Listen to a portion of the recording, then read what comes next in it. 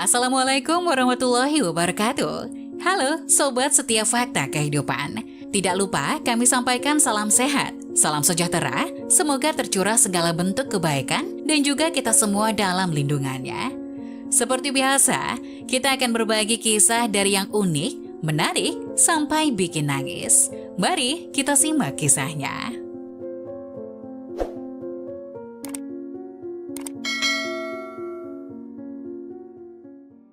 Istriku sangat malas, masak saja tak mau. Saat cerai dan tahu kenyataan ini, aku menangis penuh sesal.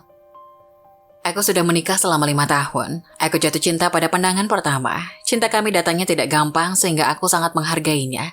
Tidak peduli istriku mau apa, aku selalu berusaha untuk mengabulkan. Itu karena aku sangat-sangat mencintainya. Setelah menikah sampai melahirkan anak, istriku selalu bekerja keras. Jika kami bertengkar, kami selalu saling mengalah sehingga hubungan kami selalu baik-baik saja. Anak pertamaku akhirnya lahir. Semenjak itu, istriku berhenti bekerja. Namun ibuku tidak suka dengan keputusan tersebut. Ia selalu protes akan hal itu. Menurutnya, seorang istri juga harus bekerja dan membantu suami mencari uang. Hubungan ibu dan istriku memang kurang baik. Aku hanya bisa jadi penengah mereka. Aku sering serba salah, kadang kiri, kadang kanan, susah dan tidak ingin membela siapa-siapa. Sejak itu, aku memutuskan untuk pindah rumah dan tidak lagi tinggal bersama ibuku. Kupikir mereka bisa lebih akur jika tidak bertemu setiap hari. Namun belum berarti masalah sudah selesai. Sebenarnya aku tidak mengerti seperti apa hubungan istri dan ibuku. Entah kenapa istriku semakin lama semakin malas, bahkan masak saja tidak mau.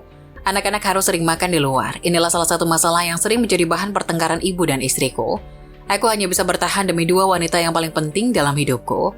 Aku juga sering bertanya kepada istriku mengapa ia tidak masak lagi. Tapi jawabannya selalu, ya sudah, kamu yang urus anak, aku yang pergi kerja. Mendengar kalimat ini, aku tidak tahu bagaimana cara menangani atau menjawabnya.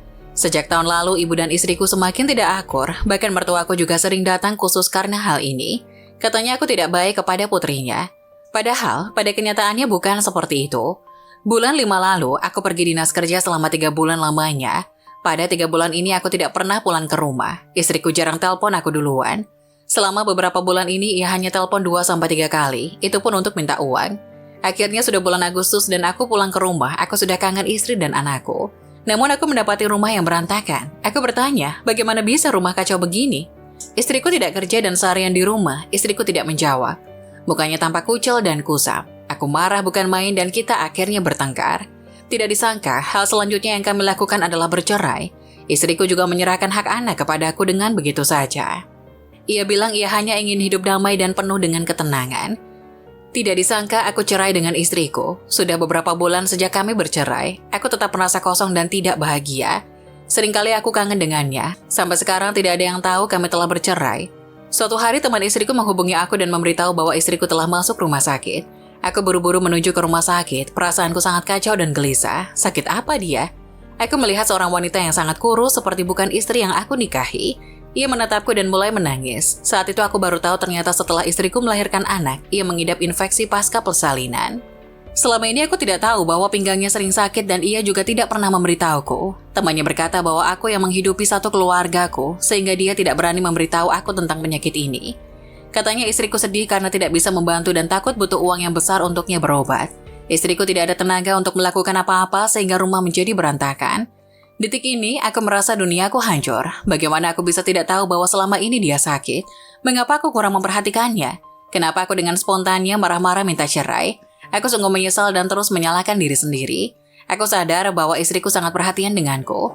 Ia takut membebaniku sehingga ia menyimpan rahasia tersebut. Malah aku yang kurang perhatian dengannya.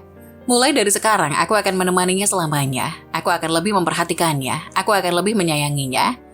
Kedengarannya seperti sebuah cerita, namun kenyataannya banyak sekali kasus seperti ini di dunia. Banyak wanita yang terkena infeksi pasca persalinan setelah melahirkan. Penyakit ini sulit diobati. Cinta yang tulus tidak dapat dilihat, diukur ataupun didengar. Ia hanya bisa dirasakan oleh hati yang paling dalam. Semoga kisah tadi dapat memberikan hikmah dan manfaat untuk penonton semuanya. Jangan lupa like, subscribe channel ini agar tidak ketinggalan video-video menarik selanjutnya. Sekian dari kami, terima kasih. Wassalamualaikum warahmatullahi wabarakatuh.